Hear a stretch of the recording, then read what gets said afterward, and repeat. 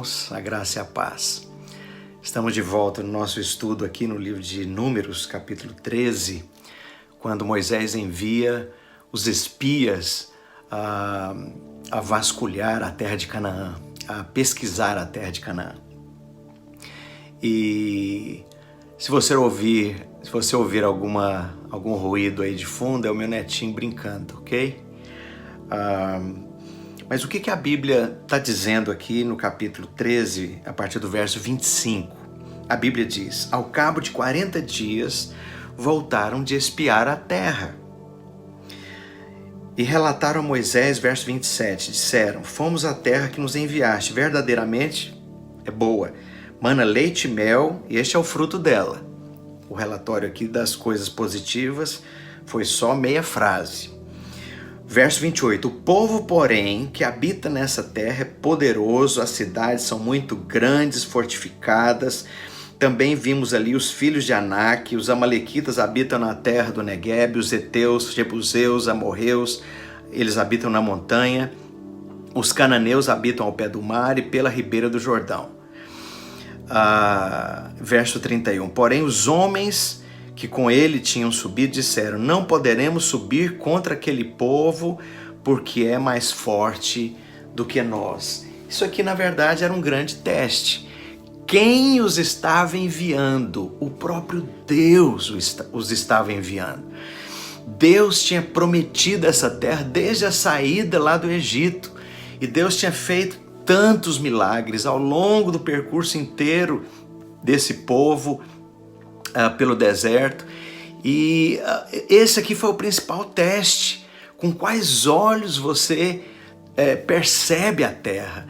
E da mesma forma que a nação de Israel tinha uma terra prometida, nós dissemos ontem, você tem uma terra prometida.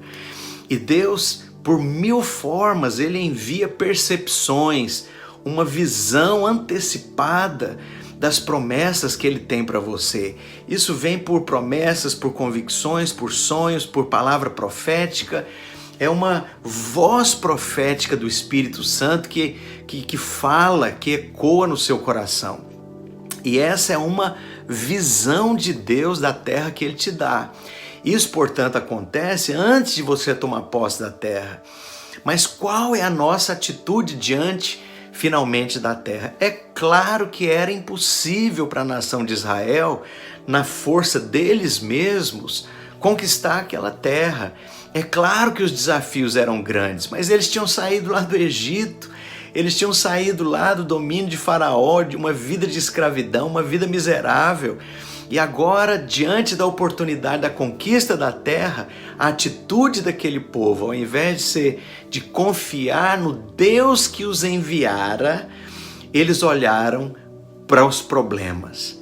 E é interessante que essa saga da nação de Israel no Velho Testamento, essa luta desde Abraão para que Deus levasse os filhos de Abraão e os filhos de Israel a confiar nele, a depender dele, a crer nele, a colocar a sua fé nele, sempre passa por essa questão: qual é o relatório do natural que te cerca? Quais são as vozes do impossível? Quais são os argumentos da impossibilidade ao seu redor?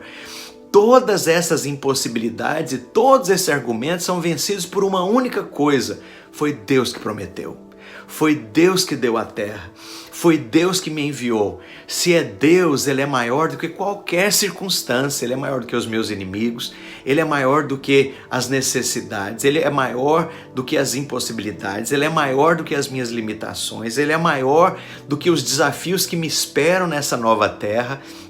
Se Deus te enviou, Ele é o garantidor.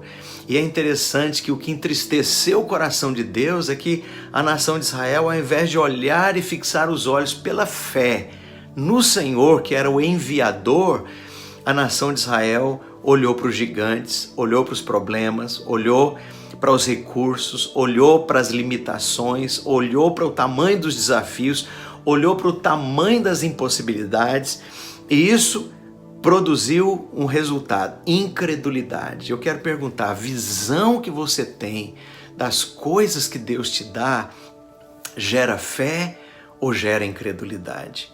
Sabe, que o seu coração produza fé, que o seu coração possa enxergar todos os desafios e os problemas e as realidades, e são realidades, mas possam te levar para os pés do Senhor. É interessante que dos 12 espias, 10 tiveram essa conclusão incrédula e apenas 2 tiveram uma conclusão de fé. E aqui mostra que a resposta interior é aquilo que vai nos aprovar ou é aquilo que vai nos reprovar. É aquilo que vai nos levar à posse das impossibilidades, à superação das impossibilidades, ou é aquilo que vai nos levar a ficar aquém, sempre longe daquilo que Deus tem para nós e daquilo que outros conquistam também. Sabe, que você possa olhar para Deus, que você possa olhar para o tamanho das promessas de Deus e depender dele para conquistar cada detalhe daquilo que ele prometeu para você. Porque ele é fiel e ele é o garantidor que você vai cumprir a conquista da terra que ele colocou nas suas mãos. Que você possa se encher de fé nesse dia e abraçar de maneira profética o antegozo da terra que Deus prometeu para você. Nos vemos amanhã nessa continuidade da saga da nação de Israel conquistando a terra prometida. Até amanhã.